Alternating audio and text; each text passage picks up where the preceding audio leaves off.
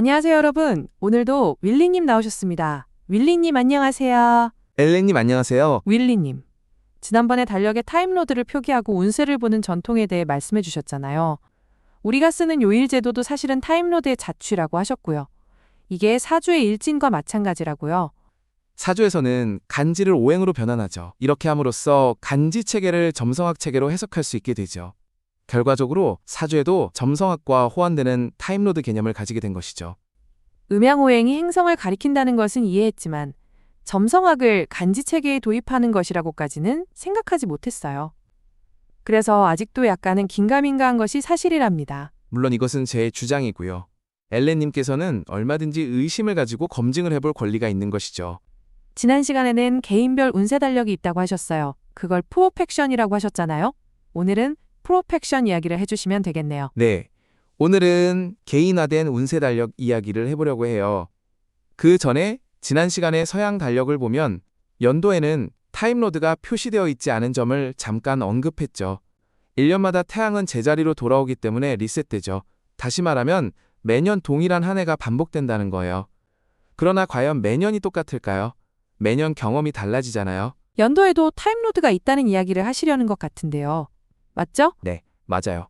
점성학에서도 매년 타임로드가 있어요. 한 해의 타임로드를 표시하는 방법 중 하나가 바로 프로펙션이에요. 그럼 점성학에서도 사주에서 연도의 간지처럼 한 해의 타임로드가 존재하는군요. 그런데 그걸 왜 달력에 표시하지 않죠? 왜냐하면 그건 개인에게만 적용되거든요. 그래서 모두가 공동으로 쓰는 달력에는 표시할 수가 없죠. 그래서 프로펙션은 개인화된 운세 달력이라고 해요.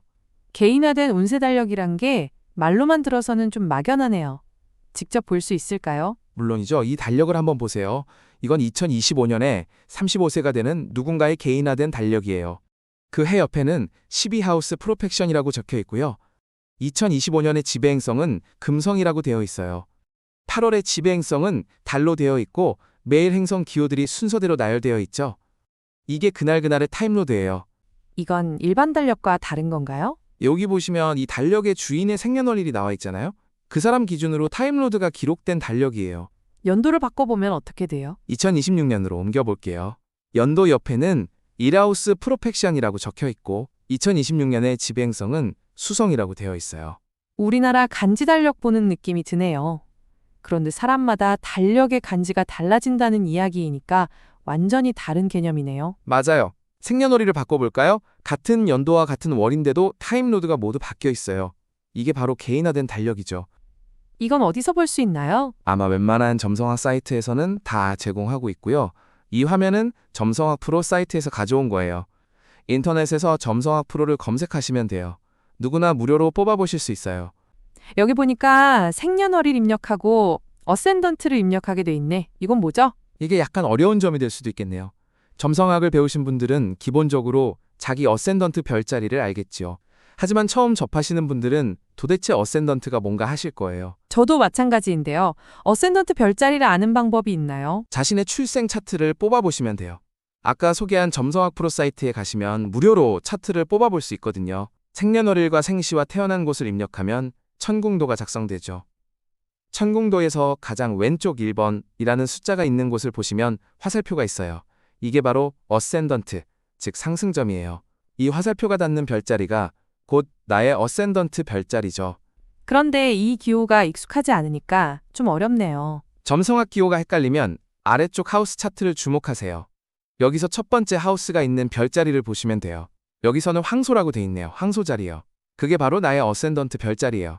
이렇게 자신의 어센던트 별자리를 입력하면 나만의 프로펙션 달력이 생성되죠. 이 달력만 보면 매년 매월 매일 어떤 행성이 지배하는지를 한눈에 볼 수 있어요.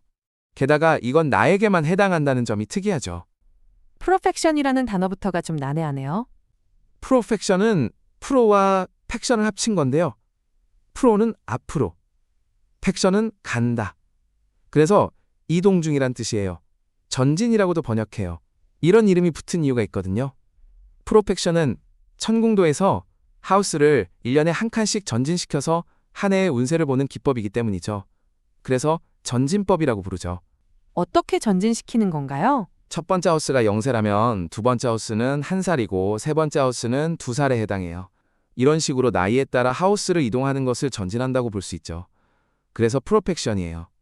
이때 하우스가 바뀌면 덩달아 바뀌는 것이 있어요. 바로 하우스가 속한 별자리이죠. 프로펙션으로 운세를 볼 때는 하우스가 어느 별자리에 있는지를 주목해야 해요. 그 별자리를 지배하는 행성이 바로 그 시기에 타임로드가 되기 때문이죠. 여기서 보니까 시작점이 아주 중요하겠네요. 시작점이 다르면 순서가 다 달라지네요. 그래서 자신의 어센던트 별자리를 입력해야 하는 거예요. 어센던트는 첫 번째 하우스의 시작점이거든요. 즉 기준점이에요. 이렇게 기준점이 정해지면 그 다음 별자리들은 자동으로 나오게 되죠. 1하우스의 시작점이 황소자리였다면 2하우스는 쌍둥이 자리, 3하우스는 개자리가 되는 식으로요. 이건 별자리잖아요. 타임로드는 어떻게 보는 거죠? 별자리에서 타임로드를 보려면 한 단계 더 거쳐야 해요. 황소자리는 금성이 지배하고 쌍둥이 자리는 수성이 지배하고 개자리는 달이 지배하죠. 이 행성들이 바로 지금 찾고 있는 타임로드예요. 좀 단계가 많죠. 그래서 0세부터는 금성, 1세부터는 수성, 2세부터는 달 순으로 타임로드가 이어져요. 이런 식으로 12하우스를 다 순환하고 나면 다시 첫 번째 하우스로 돌아오죠. 이 순서로 평생 동안 순환해요. 여기 보시면 35세 옆에 12하우스 프로펙션이라고 적혀 있죠. 이 문구는 35세부터는 12번째 하우스에 해당된다는 표시예요. 그럼 내년 36세에는 다음으로는 1하우스로 돌아가죠. 그래서 1하우스 프로펙션이죠. 타임로드가 수성으로 바뀌었네요. 1하우스의 별자리가 쌍둥이 자리이므로 수성이 지배행성이 된 거죠. 생각보다 아주 단순하네요. 맞아요. 프로펙션은 매년 별자리 순서로 타임로드가 바뀌죠. 다만 시작하는 별자리가 무엇이냐에 따라 순서가 달라지죠. 사람마다 어센던트가 다르기 때문에 프로펙션은 사람마다 달라져요. 그래서 프로펙션을 개인화된 행성의 순서라고 봅니다. 별자리마다 지배 행성이 무엇인지는 외워야 하는 거네요. 이런 건 잘 외워지지가 않아요. 외우는 것은 고통스럽고 번거롭죠. 오늘은 이해만 해보세요. 그러다 보면 자동으로 외워지는 수가 있어요. 이 그림을 한번 보세요. 이건 별자리마다 지배행성이 무엇인지를 한눈에 보여주는 거예요. 여기서 패턴을 찾아보세요. 패턴 찾는 것은 재미있는 일이죠? 글쎄요, 축을 중심으로 좌우로 대칭이 돼 있네요. 가장 눈에 띄는 부분이죠. 행성들이 축을 중심으로 맞은편에 있는 별자리를 동시에 지배하는 것을 볼 수 있죠. 이 패턴은 사주에서의 육합에서도 볼 수 있어요. 여기서 별자리를 지지로 바꿔보면 육합 공식과 그대로 맞아요. 오, 신기하네요. 육합의 모양이랑 똑같네요. 또 다른 패턴을 찾아보세요. 또 뭐가 있을까? 힌트를 하나 드릴게요. 월화수목금토일 순서의 유래는? 칼데아 순서 말씀이신가요? 칼데아 순서가 여기에도 숨어 있어요. 아, 그렇네요. 토성, 목성, 화성, 금성, 수성. 맞네요. 이렇게 순서를 정했구나. 칼데아 순서대로 행성들이 배치돼 있죠. 느리게 움직이는 행성부터 시작하여 빠르게 움직이는 행성으로 끝나요. 그리고 아래에는 태양과 달이 있고요. 자동으로 외워지죠. 뭔가 한 수 배운 느낌이 드네요. 전통적으로 프로펙션은 연운을 볼 때 사용해요. 그래서 매년 어떤 프로펙션인지를 보면 한 해의 타임로드를 알 수 있거든요. 연도에만 적용되나요? 아니에요.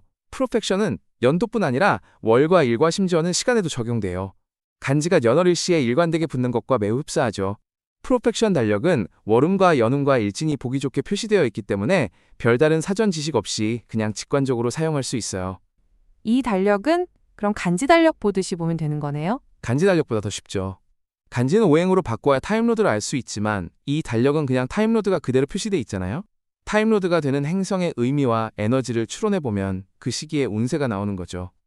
이 페이지에는 참고 삼아서 타임로드별 대표적인 키워드를 적어놓고 있어요.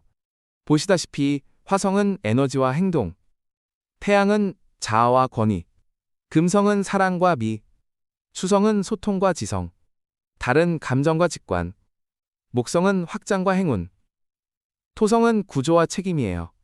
사주에서 음양오행 해석하는 것과 거의 비슷한 것 같네요. 목성이 목오행과 같은 내용이고 토성도 토오행과 같고 수성도 수오행과 같은데요. 다만 금성은 금오행과는 느낌이 다르네요. 금성의 키워드를 사랑과 복수로 바꾸면 금오행과 느낌이 같아질 거예요. 이전 동영상에서 소개했듯이 고대 신화에서는 금성이 단순히 미가 아니라 무시무시한 복수의 살기를 포함하고 있죠. 사실 이건 참고용 키워드이기 때문에 충분하지는 못해요. 그냥 참고만 하세요. 그런데 매월 매일의 타임로드는 어떻게 정해지는 건가요? 복잡한 거라면 그냥 넘어가셔도 돼요. 머리가 복잡해지는 것이 너무 싫어요. 전혀 복잡하지 않아요. 프로펙션에서는 한 가지만 잘 기억하시면 돼요. 그것은 바로 시작점이에요. 어센던트는 첫 번째 하우스의 시작점이죠. 그래서 프로펙션의 시작점은 어센던트가 돼요. 어센던트는 인생의 시작점이거든요. 거기서 시작하여 매년의 타임로드가 순서대로 바뀌어요. 그럼 월의 시작점은요? 이 달력은 나를 기준으로 한 거니까 월의 시작은 내가 태어난 달이에요. 일반 달력은 1월에서 시작하지만 내 달력은 내가 태어난 달에서 시작해야 해요. 내가 3월생이라면 내 달력은 3월에서 시작하는 거죠. 그리고 그 달의 타임로드는 그 해의 타임로드와 같아요. 확인해 볼까요? 2025년의 지배행성이 금성이고요. 3월 생이니까 첫 번째 달은 3월이 되겠네요. 그러므로 3월은 금성이네요. 네, 맞아요. 4월은 수성, 5월은 달이 되고요. 이렇게 2026년 2월까지 순서대로 타임로드가 결정되죠. 2026년 3월이 되면 새로운 타임로드가 3월의 타임로드가 되겠죠. 2026년은 수성이 지배하니까 그해 3월은 수성이 되죠. 그럼 해마다 월의 지배행성이 바뀐다는 이야기네요. 맞아요. 그 해의 타임로드가 첫 달의 타임로드가 되니까 매년 3월의 타임로드도 따라서 바뀌죠. 그럼 하루하루의 타임로드는 어떻게 정해지나요? 여기서도 기억할 건 단 하나 시작점이에요. 그 달의 시작점, 그러니까 초하루의 타임로드는 그 달의 타임로드와 일치시켜야 해요. 여기서 보듯이 3월의 타임로드는 금성이므로 3월 초하루의 타임로드는 금성이 돼야 하죠. 그 달은 금성으로 시작하여 매일 타임로드가 순환해요. 원리가 간단하고 일관성이 있네요. 맞아요. 이렇게 작성하면 개인화된 운세 달력이 되는 거예요. 프로펙션은 언제부터 쓰이던 건가요? 프로펙션은 고대 헬레니즘 시대의 산물이에요. 고대 헬레니즘 시대는 칼데아 제국의 바빌로니아 시대 이후에 등장했죠. 점성학에서는 고대의 기법들이 체계화되고 주변 대륙으로 전해지는 시기였어요. 정말 오래된 것이네요. 맞아요. 프톨레마이오스 때 완전히 확립된 것이니까 이미 그 이전부터 있었던 것이죠. 프톨레마이오스라면 2000년 전 서기 1세기 사람 아닌가요? 얼마나 오래전인지 감이 잘 안 올 거예요. 우리로 치면 삼국시대 초기가 되겠네요. 고구려 호동왕자와 낙랑공주 이야기 아시죠? 연대기상으로는 바로 그 시기예요. 삼국시대 그러면 정말 머나먼 옛날이잖아요.